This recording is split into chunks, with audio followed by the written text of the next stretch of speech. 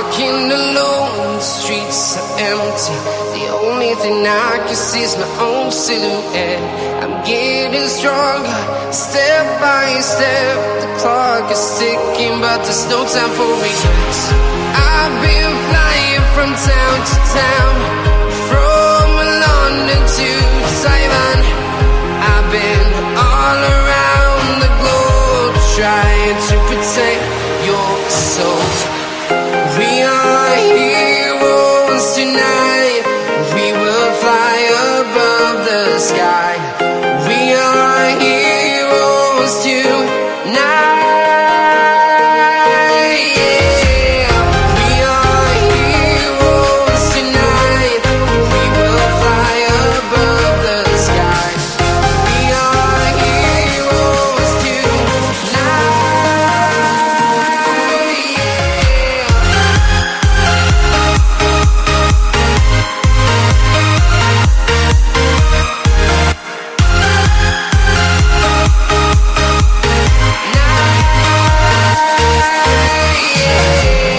Feel like a dynamite, ready to explode right up in the sky. I need you to listen, I need you to hear, and don't show any fear. I've been flying from town to town, from London to Taiwan. I've been all around the globe, trying to protect your soul. We are heroes tonight. We will fly above the sky. We are heroes tonight. Yeah. We are heroes tonight. We will fly above the sky. We are heroes.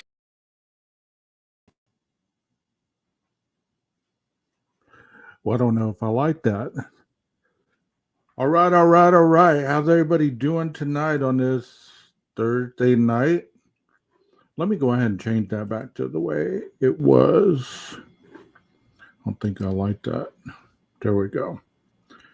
Hope everybody's doing okay. My name is 12 Gauge. Welcome to my channel, 12 Gauge Investigative. You know, I thought I'd get on here and I'd read some more of Matt Murphy's book because I really enjoy it. And I'm streaming to Facebook tonight as well. So my Facebook people, I hope you guys are doing well. Hope you guys enjoy the reading. You know, it's something different. It's kind of like audio time. And it gives you the opportunity to follow the books without having to go buy the books. So I'll take that initiative for you. Why is it so freaking dark in here? That's a little better, I guess. Anyways, how's everybody doing? Y'all doing all right? One day closer to the weekend, right? One day closer to the weekend. So if you haven't been keeping up with this book, it's called The Book of Murder by Matt Murphy. And he is an ex-district attorney in California.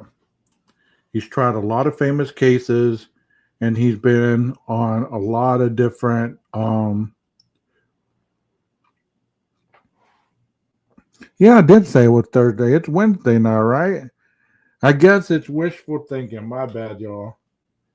My bad. Happy Wednesday night. I don't know what I was thinking. I guess my overzealous brain was getting excited that, you know, we're closer to the weekend. Jeff, welcome. How are you doing, Rondi? How's it going, Leslie and Billy?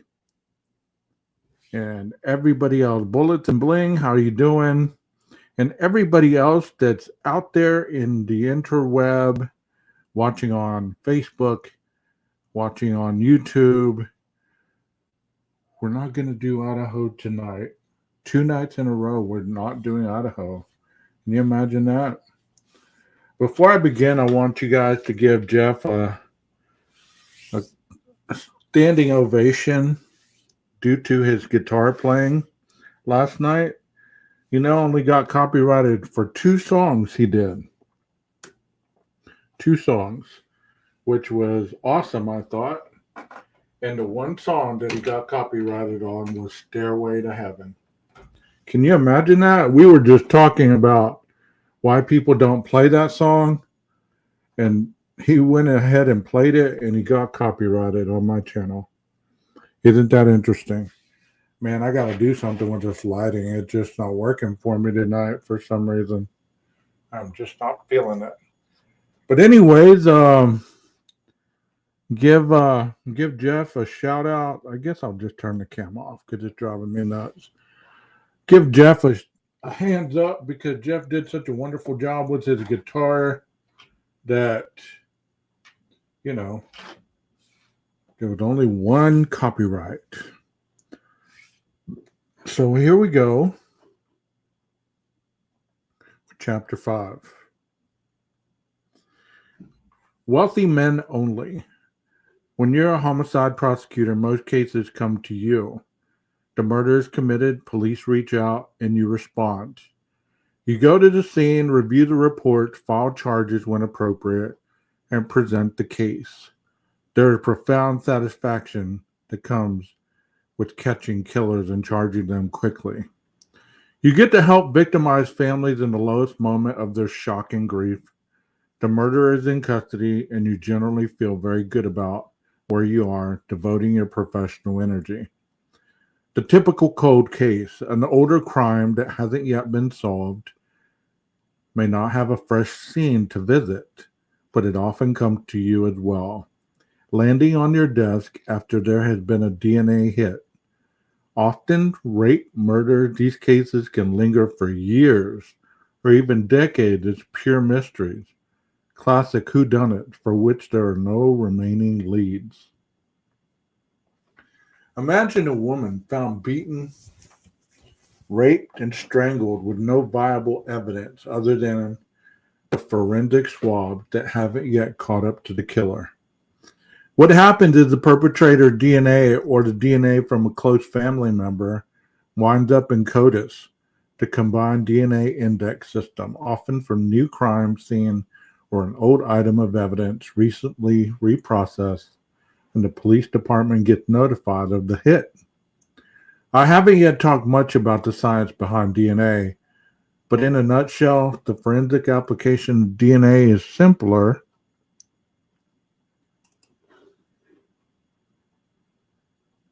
than some may realize.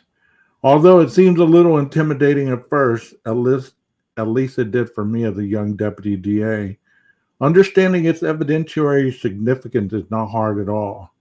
In fact, DNA evidence is a little bit like a cat video sent to you on Instagram.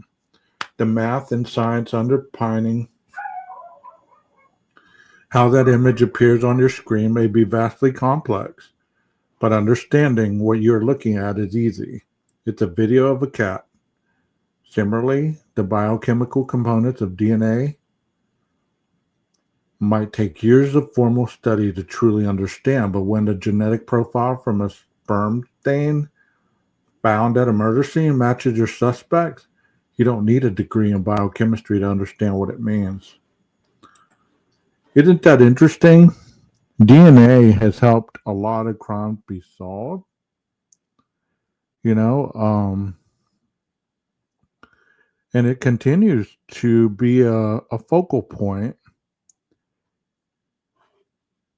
And in a lot of these crimes that we talk about here on the YouTube streets, a jury doesn't need expertise in the actual science of DNA to properly consider it during deliberations. Neither do you. The British evolutionary biologist and Oxford professor Richard Dawkins once said, "DNA neither cares nor knows. DNA just is. And we dance to its music." I have always liked that quote.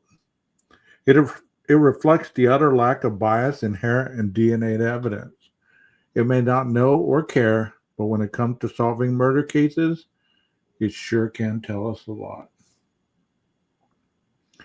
An easy way to understand DNA is to think of the famous image of the double helix, which looks a bit like a twisted ladder. The rungs of the ladder can be thought of as long street with houses on both sides. Each house has a unique address, but most of the houses are rather dull. They have exactly 2 rooms and 2 occupants. The 2 occupants are our genes, and they determine if we're going to be plants or animals, how many legs we will have, whether we will breathe air or water, and more. This genetic material comes from exactly 2 sources, our mother and our father. The vast majority of DNA on the human genome is exactly the same from one individual to the next. In fact, almost 99% of our DNA is indistinguishable from a chimpanzee's. Isn't that a trip right there? 99% of our DNA is indistinguishable from a chimpanzee's. Don't let certain people hear that. They'll say, it wasn't his DNA on the knife sheath. It was a chimpanzee's. That's who committed that murder. The chimpanzee. But there are a few places where science has found significant variations. As we drive down the chromosomal street like a home development where almost every house is the same, suddenly a mansion will appear. A bigger house with many rooms, any of which can be taken by the 2 occupant genes who live there. An individual address is called a locus, and these have been given scientific names. Hello, Melissa. Welcome in. Like D351358 or THO1. Forensically speaking, these are the fun spots. If there are 30 potential rooms at the location known as the Elliptic ladder, scientists may simply assign a number to each one. An occupying gene in that particular room, known as the allele, will get numbered based on the room it is in. For example, mom's gene may be a 3 and dad's may be a 25. Their offspring will then be a 3-25 for that locus. Whether the gene is for red hair, big feet, or any other inherited trait doesn't matter. It's the numbers that count.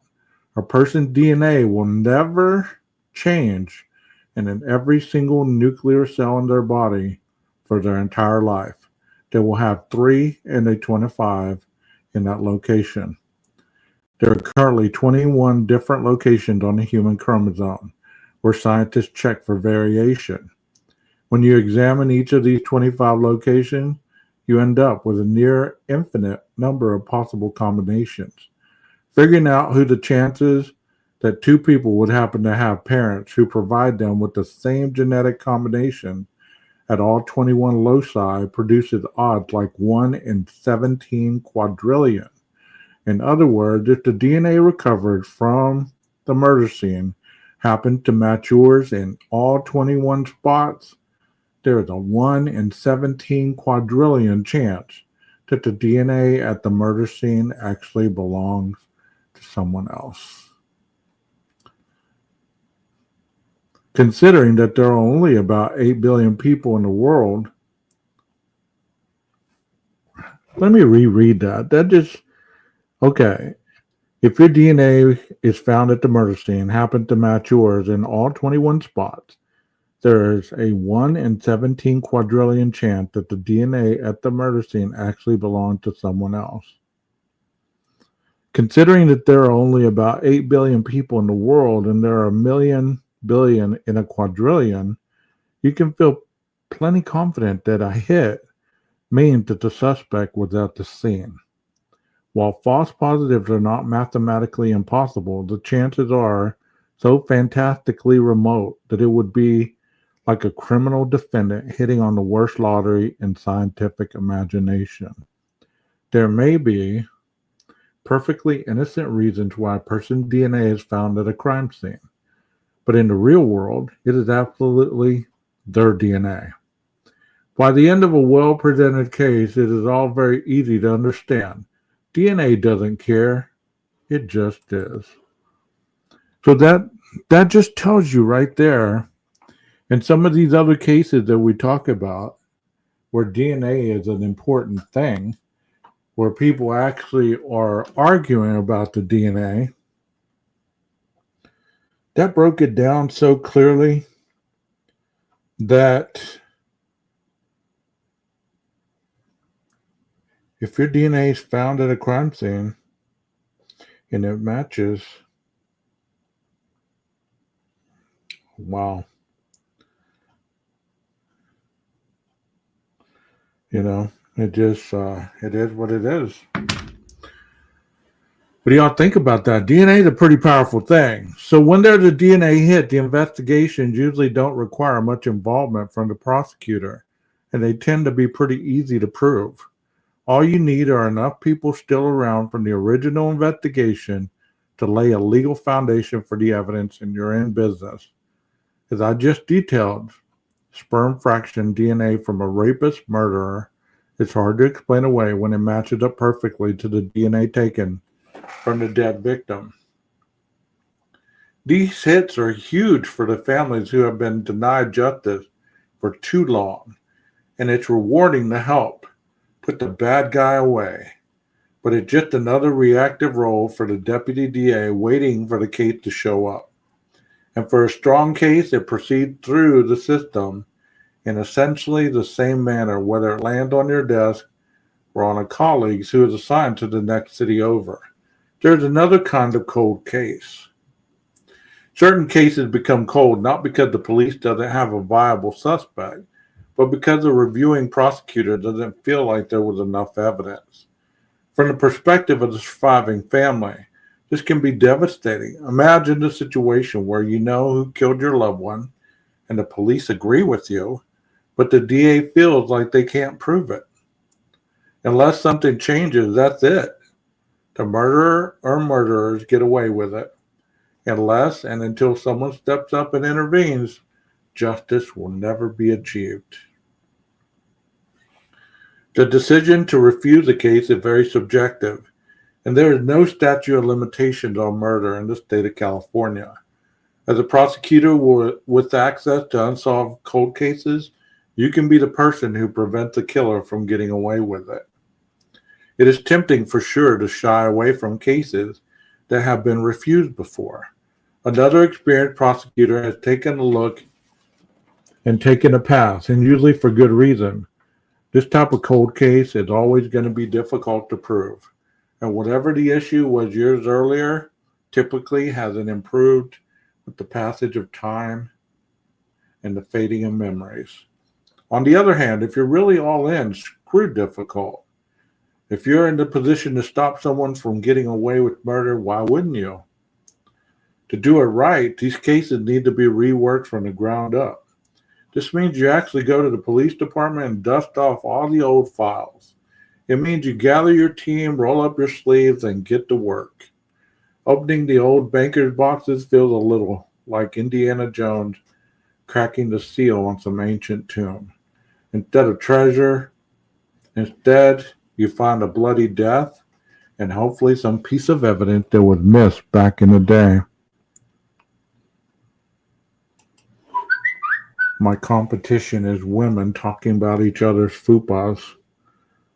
That's the type of competition I have on YouTube. And many people will line up to go listen to that. Just blows my mind. The idea is to pour over the old files, not really sure what you're looking for until you find it. Sometimes you can identify an item to forensically test, but most of the time you can't. My team and I found some amazing things in those old boxes.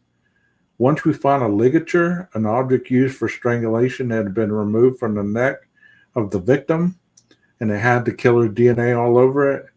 If the case is old enough, investigators had no clue about the future of genetic testing. Do y'all want to talk about footballs in here? Well,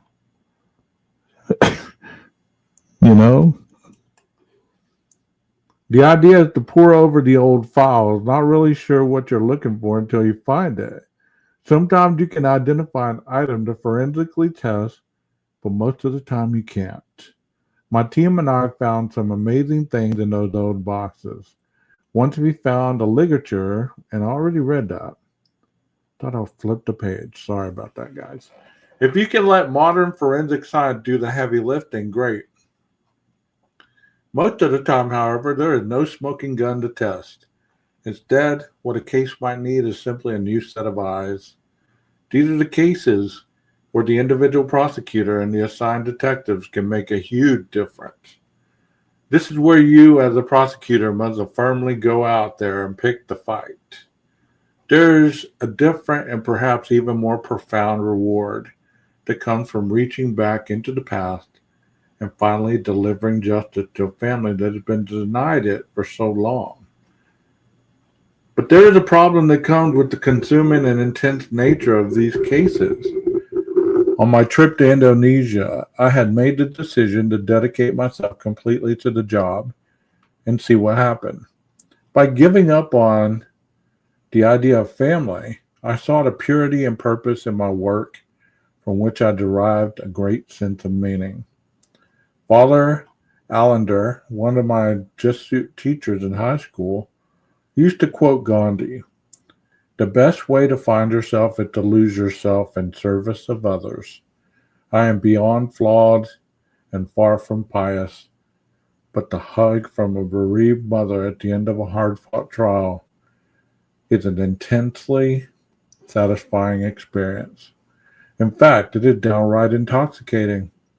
With alcoholic parents of my own, and with the curse of the Irish pretty rampant in my family, I resolved at a very young age that I was never going to let that happen to me. Through high school, college, including a 4-year stint living in a fraternity house and all of law school, I never touched a drop of alcohol. To this day, I've never really been drunk. I never wanted the monkey of addiction on my back. The odd thing, and what they don't tell you in Al-Anon meetings, is that addiction can come in many forms. After I'd spent about 10 years in homicide, my old mentor, Rick King, current California Superior Court judge and former head of the unit, used to joke, "You got the needle in your arm, buddy. I can see it." And he was right. The problem is that to get the same feeling, you have to go out and pick tougher and tougher fights on tougher and tougher cases. I had heard about the murder of Bill McLaughlin on my first day in homicide. My predecessor, Debbie Lloyd, told me that I should take a look at it at some point. She believed that one day it could be solved. And the family is so nice, she told me. She was correct on both counts. As soon as I had the opportunity, I dove in. Jenny and Kim McLaughlin loved their father immensely, and that love didn't stop when he was gunned down in the kitchen of their childhood home while making himself a sandwich on the evening of December 15th, 1994. They had their assumptions about who was responsible, as did the police, but it would take a full 15 years before murder charges were filed. Rather than yell or publicly criticize the investigation, these women sent cookies to the Newport Beach Police Department each year on the anniversary of the slaying. It was the gentlest of reminders not to forget about their dad. These were wonderful human beings showing grace under the worst circumstances imaginable. Meeting them for the first time broke my heart, and the more I learned, the more motivated I became. The case was beyond compelling. In fact, it reminded me of the plot to the old movie Body Heat, starring William Hurt and Kathleen Turner. There was money, betrayal, sex, and murder. Bill McLaughlin was 55 years old at the time of his death and had been a brilliant businessman. Born without much in the way of economic security on the south side of Chicago, Bill was the first in his family to go to college and had big ambitions. After a stint in the Marine Corps, he joined the biotech industry and became a hugely effective salesman. After working in sales and marketing for a number of companies, he went off on his own and founded a company that developed a new dialysis catheter, ultimately selling it to the medical device manufacturer. Then he teamed up with the scientists to think even bigger, and together they built a business around an improved method for separating plasma from blood. The technology they produced represented a breakthrough in the field. Their machine essentially allowed blood to be extracted from a donor, the plasma removed, and then the blood returned right back without the need to send it to the lab. Bill and his partner sold the company for tens of millions of dollars, and the technology is still widely used today for both serious medical purposes as well as cosmetic skin and scalp rejuvenation procedure. Rejuvenation. Jesus. Bill's work made a genuine contribution to modern medical science and saved lives. Rejuvenation. Good Lord. 12. Rejuvenation. It also made him incredibly rich, with a net worth of more than $50 million in 1994 dollars. He owned a private plane, 2 homes in Las Vegas, a boat, 2 Mercedes-Benz cars, and an avocado ranch. He traveled the world, and his home base was a magnificent waterside property in Balboa Coves, a luxury community in Newport Beach, where the house now sells for an average of more than $6 million. He also owned a nearby beach house on 54th Street in Newport, where his youngest child, his handsome son Kevin, used to surf. It sounds incredible, but life was far from perfect for Bill. 4 years earlier, his 24-year-old marriage came to an end when his wife filed for divorce, a divorce Bill did not want. He was also involved in hugely contentious litigation with his former business partner over the patents and royalties for their breakthrough medical technology. In addition, Kevin still lived with his dad because 3 years earlier, at age 21, he was hit by a drunk driver while skateboarding home and suffered a massive cranial trauma. Kevin was in the hospital for months and was still coping with the disabling after effects of the traumatic brain injury. Even after 3 years, Kevin could barely speak. He would likely need some form of care for the rest of his life, and Bill was providing that.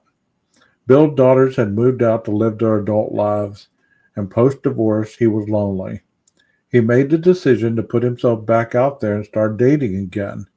I'd be lying if I claimed I didn't identify with Bill just a little bit, given my own history of romantic fiascos.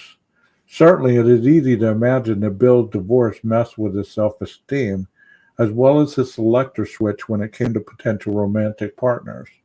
We will never know how Bill met Nanette Johnston. There have been a number of stories over the years, but we do know that she took out a personal ad in a local magazine, brazenly searching for a sugar daddy. Wealthy men only, her ad said. You take care of me, and I'll take care of you. It turned out that Nanette was probably the single worst woman in all of Orange County whom Bill could have met. More than 25 years his junior, already divorced with 2 kids, she longed to live the high life, and Bill's generosity, fancy trip, plastic surgery, gifts for her kids, access to a joint bank account was helping her do just that. Nanette and her kids moved in to the Balboa Coves home after the couple had been dating for a year.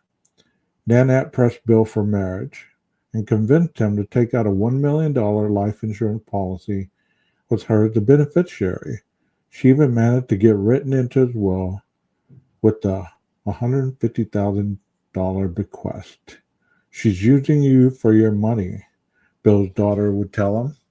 And he'd say that he knew and sort of laugh it off. He stayed with her anyways. And then on the evening of December 15, 1994, just after he'd returned from a trip to Las Vegas, Bill was confronted by a gunman in his kitchen. It all happened in an instant. He was shot 6 times, including multiple fatal shots through his chest, and ended up flat on his back on the kitchen floor, dying in a pool of blood. Detectives could immediately tell that Bill had seen his killer. He'd put a hand up to block a shot, the bullet ripping through one of his fingers. Kevin was upstairs. There were no surveillance cameras, no eyewitnesses, and no fingerprints left at the scene. No footprints, no DNA, no sign of a physical struggle, no murder weapon. By the time Kevin hobbled his way down the stairs, having heard the gunshot, the killer was gone. Kevin's 911 call is heartbreaking to listen to as he tried to articulate, his speech practically unintelligible from his brain injury, compounded by grief as he watched his father fading fast on the kitchen floor, that he desperately needed help. Finally, he was able to get the operator to understand that she needed to dispatch police. Is it your father or your dog? The operator can be heard asking on the tape. Your father or your dog? Police arrived within minutes and Bill was pronounced dead at the scene. There were exactly 8 critical clues left at the house. A brand new, freshly copied Ace Hardware key was stuck in the front door lock. A pedestrian access key to the gated community had been dropped on the mat just below, and 6 suspended shell casings from 9mm semi-automatic handgun were scattered around the kitchen. But that detective surveyed the rest of the pristine home. There wasn't much else. They were left to ask, how do you find the killer? And a question that kept the case unsolved for 15 years, how do you prove it? The case was submitted to the district attorney in early 1995 and was refused. It was submitted again later that year and once again refused. But Debbie had encouraged me to take a look, and so I did. The files at the Newport Beach Police Department brought me right back to 1994. We knew the killer had a key to the McLaughlin home, as well as an original pedestrian gate key distributed by the Balboa Cove Homeowners Association. The number of people who had key to the house was small, 6 as far as the detective knew. Aside from Bill himself, there was only an elderly neighbor, Mr. Kennedy, who, like Bill, had nothing to gain. There was Mary, his housekeeper for decades, who had only kind feeling toward Bill and plenty to lose. Bill's daughter Jenny lived an hour down the California coast.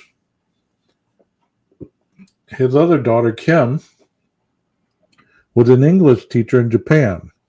Both loved their father to death. Kevin wouldn't have needed a key. He was already in the house. Police at the scene tested him for gunshot residue and found none. But no less important, he seemed so genuinely bereaved that it wasn't difficult to rule him out as a shooter. The only other person with a key, as far as detective knew at the time, was Nanette. And it just so happened she was missing her pedestrian gate key. But Nanette had an alibi. She was at her son's soccer game earlier that evening and had a receipt from a Crate and Barrel store where she had bought a vase shortly after the murder. A post-it note was found on a lamp at the murder scene written by Nanette, Bill plus Kev. We won our game, so we play again tonight. See you later, Nanette. Indeed, witnesses saw her at the game, and though she left in time to make it back home before the murder, the store receipt proved she was not there. Nanette finally returned to Balboa Cove about an hour after Bill was killed, the house swarming with police. Things got more interesting from there. She asked few questions. She didn't ask to see Bill's body. She didn't cry. Strangely, although sitting outside in her car for over an hour with the phone right in front of her, she called absolutely no one. This behavior was all suspicious as hell from the detective's point of view, but people deal with grief differently, and certainly it wasn't enough to charge her with anything. Kim and Jenny were always very nice to Nanette, although they were uncomfortable with the relationship. They felt she was after Bill's money and didn't see a lot of redeeming quality to balance that out. Above all, they just wanted their dad to be happy. Even with the knowledge of the $1 million insurance policy and the $150,000 bequest in the will, it was not clear to the family or to the detective that Nanette would have sufficient motive to kill. After all, Bill had a lot more than 1 million, and he had been freely sharing it with Nanette and her children. But Nanette's behavior seemed cold-hearted and bizarre, even for her. Suspicion continued to mount. It is worth noting that Kevin wasn't supposed to be home that night. He was typically out of the house on Thursday nights at an AA meeting. For some reason, he skipped that night. But the fact that the murder happened at a time when Kevin was was supposed to be gone, made it appear that perhaps the killer had been aware of both Bill's and Kevin's schedules. An interesting idea, but not enough to charge anyone.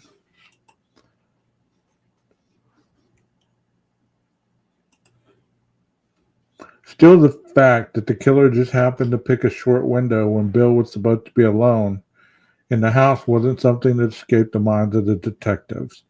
Perhaps the most obvious suspect at the beginning, at least the person with the greatest potential motive, was Bill's former business partner. The man had recently suffered a substantial setback in the litigation against Bill, and it looked like McLaughlin was going to win the lawsuit. Detectives immediately looked into him and just as quickly determined he had nothing to do with the killing. He was in Santa Barbara at the time, 150 miles away, and had no access to Bill's house keys, had never owned a firearm, had never threatened Bill or made any statements indicating that he wanted him dead. The ex-partner cooperated fully with the investigators, and while there was clearly animosity between the two men, given that Bill's estate and legal rights survived his death, the former partner had nothing to gain financially from Bill's murder. Let's put ourselves in the detective's shoes. What do you do when there's scant physical evidence, no witnesses, no weapon, and no real leads? Was there anyone else in the business world who wanted Bill dead? He had quite ominously told his brother just the night before that he felt like someone wanted to kill him. But who? The plot quickly thickened when Jenny and Kim gained access to Bill's bank records and immediately made a shocking discovery. There was no money. How could that be? Jenny and Kim pushed the investigators to look more closely at Nanette. A surveillance team was assigned, and the true shadiness of Nanette's world started to take shape. Not long after the killing, undercover narcotics officers assigned to watch the Beast House observed an unknown male walk into the waterfront home like he owned it. Muscular, tall, and with a bag of Christmas presents slung over his shoulder, he looked like some sort of young Santa with an attitude. Who the hell was this guy? Almost immediately after seeing this new player enter the scene, detectives got a call from Nanette's ex-husband, Kevin Johnson, and the story got even more questionable. Mr. Johnson told police that Nanette had indeed been at the soccer game, just like she said, but unlike the way she described it to police, she wasn't alone. In fact, she had recently called him and said, "Bill was murdered, but I have an alibi, and don't tell the police I was with Eric at the game." Eric? Who was Eric? Between the tip from Nanette's ex and plate on a Nissan Pathfinder parked in front of the beach house, police were able to identify Nanette's gift-laden visitor as Eric Andrew Naposki. Naposki, police would learn, was a former NFL linebacker and a bit of an athletic freak of nature. An imposing 6'2" with 240 pounds of lean muscle, Eric had successfully walked onto the New England Patriots football team, where he played outside linebacker. Walking onto a team in the NFL is virtually impossible, but Naposki did it. After a handful of games for New England, he suffered a serious groin injury and was done for the year. He was cut from the roster and bounced around the NFL for a few more seasons as a practice squad player before washing out of the league and landing in Tustin, California, essentially broke. He finalized the divorce from his wife and got a string of jobs as a personal trainer, security guard, and bouncer. Nanette, not so big on fidelity to Bill, met Eric in late 1992 at an expensive gym called Sporting Club Irvine, where Eric worked as a personal trainer. Within about a year, they were sleeping together. Eric would later claim that as far as he knew, Nanette and Bill McLaughlin were business partners, and she was living in his house purely platonically as they worked on a medical innovation that Nanette was happy to claim credit for. Nanette told Eric that she had a business degree and that Bill was riding her coattails. As her relationship with Naposky developed through 1994, Nanette became increasingly bold. They started going on trips together, financed unwittingly by Bill, including to New York City and Jamaica. Nanette brought Eric as her date to her sister's wedding. She helped with his bills. She paid his rent at least once. She bought him nice clothes. She paid for an expensive gym membership, and she took him to Chicago to meet her grandmother. In fact, Eric later said he was planning to propose on New Year's Eve, just 2 weeks after the murder. It would have been news to Bill, who detectives believed had no clue Nanette had been sleeping around on him. But the closer the young couple got to the fateful evening of December 15th, the bolder Nanette became with her side relationship, even bringing Eric to her son's soccer game in Bill's town in Newport Beach. Eric Naposky was definitely someone the police wanted to speak to, and in a way, he made that very easy. When they ran his license plate, they learned he had an outstanding arrest warrant for a traffic violation. 8 days after the murder, police arrested Eric and impounded his car. The short list of evidence was about to get a little longer. Police began questioning him, and he was more than willing to talk. And he spun quite a yarn. First, he said Nanette was just a friend, and only after repeated questioning did he admit they were sexually involved. He said he didn't own a gun, then later admitted he'd bought one in Dallas, but said he had given it to his father after he got mugged back in New York. Around 45 minutes into the interview, Naposky was asked again about firearms. So just to be clear, you only owned that one gun? Naposky paused. Oh yeah, well, I did have a second-hand gun, a Beretta 9mm. This one, Eric explained, had been lost. He said that he gave it to his friend Joe David Jimenez, and the gun was later stolen from Mr. Jimenez's car. Naposky went to describe the night of the murder. He said the evening started with him and Nanette watching her son's soccer game in the city of Walnut, about 30 minutes from Newport. The game went into triple overtime, which wasn't expected. They left in a hurry so he wouldn't be late for work. Eric explained that he was the head of security at the Thunderbird nightclub, which was interesting news to the detective. As Humphrey Bogart famously said in the movie Casablanca, of all the gin joints, the Thunderbird was well known to detectives. Not only because it was the source of the most bar fights in the city, but also because it was a mere 137 yards from the front door of Bill McLaughlin's home. And Eric began working there on December 1st, just 2 weeks prior to Bill's murder.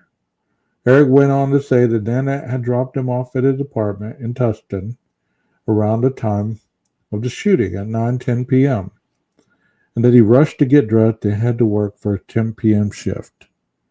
In a later interview, Naposky told police that he thought his timing gave him an alibi for the killing. When detectives explained that he did not have an alibi, that the timing made the crime entirely possible based on everything Naposky had told them, Naposky's story suddenly changed again. He added a convenient detail he had left out before, that his boss had paid him while he was on his way to work, and that he had returned a call from a payphone at a nearby Denny's. So he went from trying to get to work in a hurry to adding a page from the Thunderbird and a stop at Denny's. When the bar manager was contacted, he steadfast denied over paging Eric, explaining he would have no reason to do so. During the course of our investigation, I made our poor detective drive and redrives Eric's stated route from Walnut to his apartment to Denny's and then to the murder scene. They did it on the calendar anniversary of the murder, the first day of the Newport Beach boat parade, the night before the boat parade, and every other conceivable variation of Naposki's story that I could think of. Each and every time they made it on video with plenty of time to commit the murder. We even contacted a traffic engineer for Newport Beach to find out the pattern of the local stoplights back in 1994 to see how that might have affected the timing. No matter how many times we did it, the result was always the same. Eric Naposki did not have an alibi. The circumstantial evidence kept piling up. The keys at the scene were made at an Ace Hardware store. The clerk at the Ace Hardware store near Eric Naposki's apartment recognized Naposki as someone he'd made keys for twice. We're one of the very few Ace stores to give away those rings, the clerk said. There's a high probability that the key was made in my shop. He also said that when Naposki visited the shop, he asked about the making a prop silencer for a 9mm pistol. Not suspicious at all. Even more, there was a notebook recovered from Naposki's car when the police impounded it. Among the to-do list and errands, there was a series of numbers and letters written on one of the pages that looked like it might have been a license plate. When police looked it up in the DMV database, it came back at the Mercedes-Benz located in Bill McLaughlin's garage. Naposki would later claim that he wrote that down after the murder, wanting to do some checking to see if Bill had been bad news or if Nanette was in trouble. The problem is those databases are only available to law enforcement, and having a license plate number wouldn't actually help Naposki at all. According to Nanette, she got a call from Bill after he landed his plane, and she and Eric left the soccer game quickly afterward before trophies were handed out to the kids. Nanette asked her ex-husband to take the kids for the night, telling him that Eric had an appointment. There was plenty of time to get from the soccer field to Bill's house before the shooting at approximately 9:10 p.m. In fact, there was more than enough time to drop Eric off next to Bill's house and then backtrack to Crate and Barrel where Nanette could make her purchase and get her alibi receipt. At 9:11 p.m., Kevin called 911. By 9:12 p.m., the police were on their way. At 9:52 p.m., Nanette got a 2-minute call on her car phone from an unknown number, a call she failed to mention to police. At 10 o'clock, she arrived at the scene. After being escorted to the beach house, once the police left, she returned to the car and checked her messages, then paid Derek Naposki at 1:36 in the morning and received a 4-minute incoming call just afterward. Nanette didn't call any family members the morning after the murder, but she did call Eric again. After getting a distraught phone call from Kevin, Bill's daughter Jenny called Nanette to find out if her dad had actually been killed. Nanette responded curtly, "Yeah, it sucks." Beyond that, life continued in a shockingly normal way for Nanette and Eric. They went Christmas shopping at the mall. They went shopping for motorcycles about 2 hours after Bill's funeral, which is the same day that Eric moved out of his studio apartment and into the beach house with Nanette. Bill's will had given Nanette the right to use the beach house for a year after he died. The following day, with less than $1,000 in his bank account, Eric bought Nanette a $600 Movado watch. At the investigation intensified, police learned that Nanette and Eric had met with a real estate agent in the month prior to the murder and were looking at houses in the exclusive Turtle Rock section of Irvine.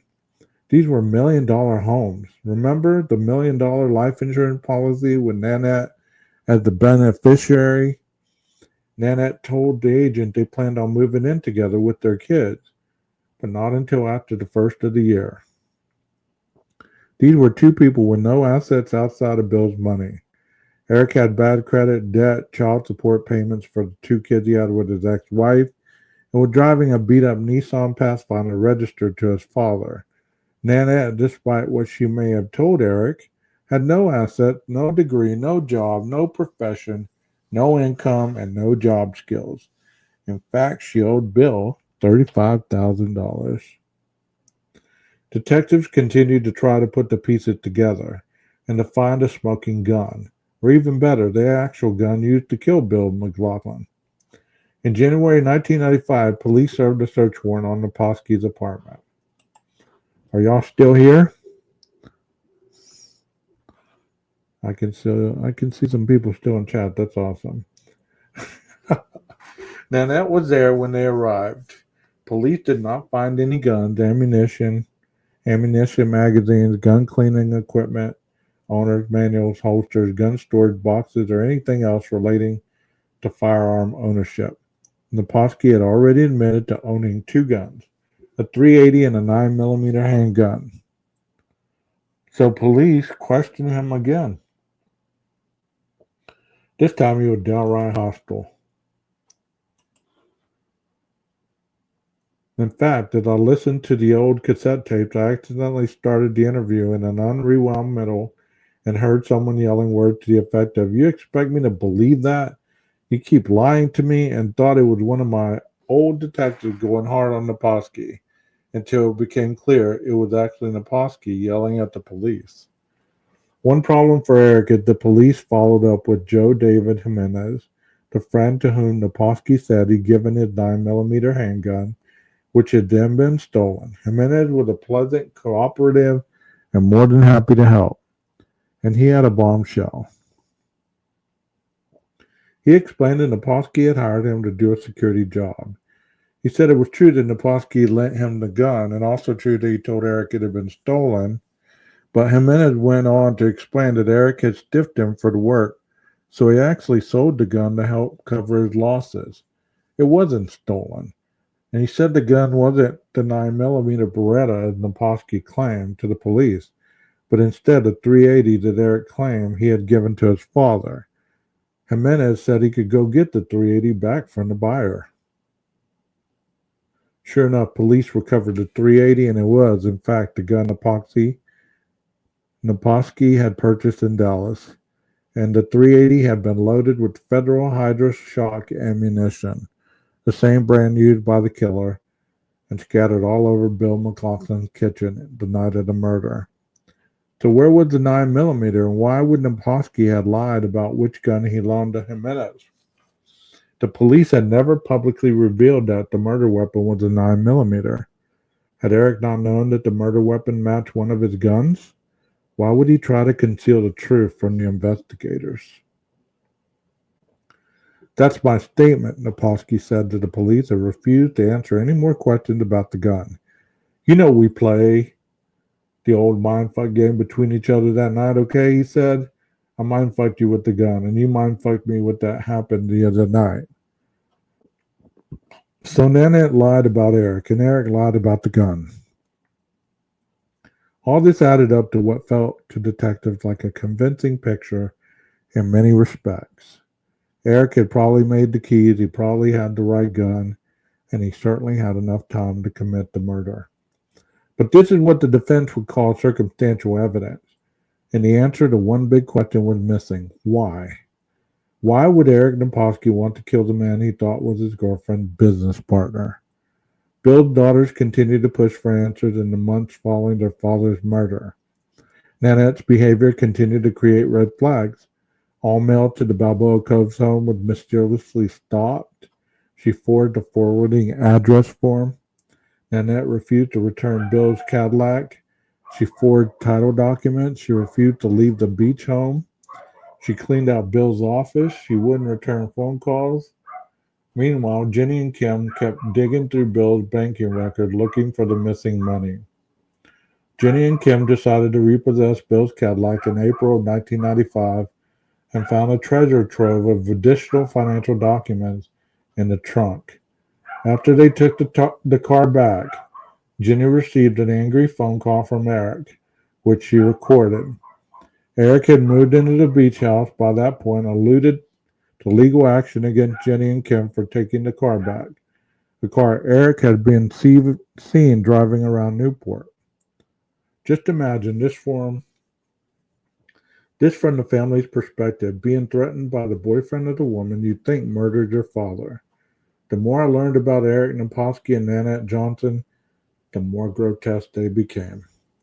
Had Jenny and Kim combed through the financial record they found in the trunk, they realized that Nanette hadn't just been their father's gold-digging girlfriend, but she had, in fact, been forging his signature on checks to herself for almost a year.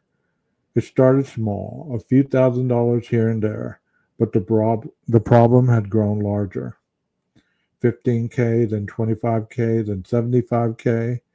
The day before Bill's murder, she had written a check to herself from Bill's account for $250,000. It's hard to imagine that Bill wasn't going to find out. The closer they looked, the more fraudulent check they found. It turned out that Nanette started bleeding Bill dry a full year before he was actually shot. Nanette had an explanation for everything, of course, and denied all wrongdoing to Bill's daughters. But theft, even if they could prove it, still wasn't murder. Nanette's motive to kill Bill was clearly money. The life insurance, the will, but she still had her alibi, and the DA at the time thought the evidence wasn't there. Nanette was arrested and charged for the forgery and grand theft. She was convicted and sentenced to a year in jail. Her answer was to file a palimony suit demanding half of Bill's estate, which would have included half of the money that had been set aside to take care of Kevin. The unbridled arrogance of that woman was astounding. And to make it go away, the daughters actually settled the case. In the end, Nanette made a substantial amount of money. She had taken a small hit, did less than 6 months in jail, and was released. By the time we looked at the case, she had been free for a decade and a half and was on her third marriage. She was enjoying the quintessential lifestyle of a wealthy Orange County housewife. Eric's motive in 1994 was a little harder to tease out, and despite the mountain of circumstantial evidence, the district attorney in 1995 was still unconvinced. As mentioned, the case was submitted to the DA twice in the immediate aftermath of the murder, and both times it was refused. That could have been the end of it. But 14 years later, Larry Montgomery and I huddled up with Newport detectives Joe Cartwright and Tom Ross, and we went to work. I have to give so much credit to Larry, the investigator who never gave up as he kept coming through the files to figure out if something had been missed. One of the first things we did was submit the expended shell casing for DNA testing. The lab laughed at us and said the DNA will always burn off the casing in the process of a bullet being fired. This was a fact I did not know. The keys were similarly devoid of any DNA, but the shell casings themselves revealed an important clue. Back in 1995, the crime lab was able to narrow the murder weapon down to 17 possible firearms. Forensic technology advanced to such a point that when we submitted the shell casing 14 years later, the lab came back with a single gun, a Beretta 92F. Not only the exact kind of gun purchased by Naposki in the months before the murder, but the one that he lied about and couldn't account for. This was huge. Then came another epiphany moment. About 6 months into our review, Larry came into my office and sat down. "We've got her," he said with a smile. He pulled out a one-page police report from the initial surveillance conducted a mere 4 days after the murder. It was from the night before Bill's funeral and written by none other than a youthful detective, Dave Byington, in December 1994. He was working as an undercover narcotics officer at the time and was put on Nanette duty. He was on the sand outside the beach house when he observed Nanette decorating a Christmas tree inside with her 2 children. I had seen the report before. and on the surface it didn't seem to mean anything. Think about it, Larry said. If Nana is innocent, then there's a killer on the loose. A killer who she'd been told had the keys to Bill's house. With her sketchy history of stealing from men, why wouldn't she suspect the killer was actually looking for her and not Bill? If she is innocent, why wouldn't she wonder if the killer might also have a key to the beach house as well? By all accounts, she loves her kids. So of all the places they could spend the night before the funeral with a killer on the loose who might be after her, she decided to bring them to the beach house? Dave Byington was an undercover narc staking out the house. No uniform, no grooming standards, and formally trained in how to kill. The killer could have been Dave, right outside on the sand, Larry explained. And yet, Nanette didn't even bother to draw the curtains. She knows those kids aren't in any danger from any mystery killer, because there is no mystery. Nanette knows exactly who the killer is because she put him up to it. The locks to the beach house weren't changed for 29 more days. Like I said, we've got her. Larry also poured through the old tapes from an ancient hotline that had been set up after the murder. There were 2 tape calls of great importance. Both of them had been missed in the original investigation. The first came from a woman who said her fiancé had information in my help. She said she had met Nanette at the sporting club Irvine, and she wanted to invest in his company. In the background, a male voice can be heard asking if she was talking to police. She said, "Yes, Bob, they want to talk to you," at which point the male voice asked her to hang up. This isn't much unless you're investigator Larry Montgomery. Larry dove into the records from the gym back in 1995 and looked for every Bob and Robert on the membership list who might have owned a company. Incredibly, he located a man named Robert Cottrell who had a computer startup back in 1994. Sure enough, he was the Bob from the phone call. Larry and I drove to North County, San Diego to see what he remembered. He said that he had met Nanette and told her about his startup without realizing she had any access to funding. It was more of a friendly conversation about a project he was excited about. He distinctively remembered that in the weeks before the murder, she said she expected to come into some money and that she wanted to invest upward of $100,000 in his company. As with the real estate agent, where did she think that money was coming from? This was new information, and Bob was willing to testify. The second call was for 1998, after detectives had already shelved the case, from a woman who had been afraid to come forward before, and in fact still feared for her life at the time she made the call. Worried that Eric would go after her. Her name was Suzanne, and she told the detective she had seen Eric Naposky's neighbor in 1984. She said Eric had talked to her about Nanette and Bill before the murder, saying that Bill had tried to force himself on Nanette and that he was going to blow up Bill's plane. And then they had a second conversation after the murder, during which he asked her not to talk to the police, and he made a chilling statement with a knowingly grin. "Did you hear about Bill McLaughlin? Maybe I did, maybe I didn't." He also told her he once owned the same kind of gun that the killer used. Again, this was before any details about the gun were revealed to the public. Suzanne had not been willing to come forward when detectives spoke to her in 1998, but when Newport Beach Sergeant Pat O'Sullivan reached back out in 2009, she was relieved that the case hadn't been forgotten, and now this many years felt safe enough to testify. This is where I'm going to stop for tonight. Thank you so much for all of you that tuned in tonight, especially those of you from Facebook. I hope you guys are enjoying the story. I will probably read some more on Sunday, so if you want to tune back in to catch more of the Book of Murder by Matt Murphy, please do so. And I hope y'all have a wonderful night. And Maestro, cue that music. No code.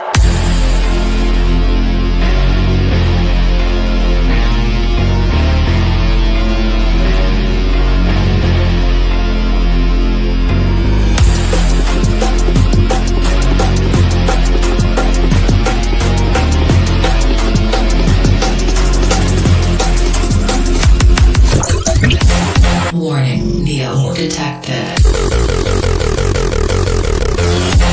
Warning, Neo detected.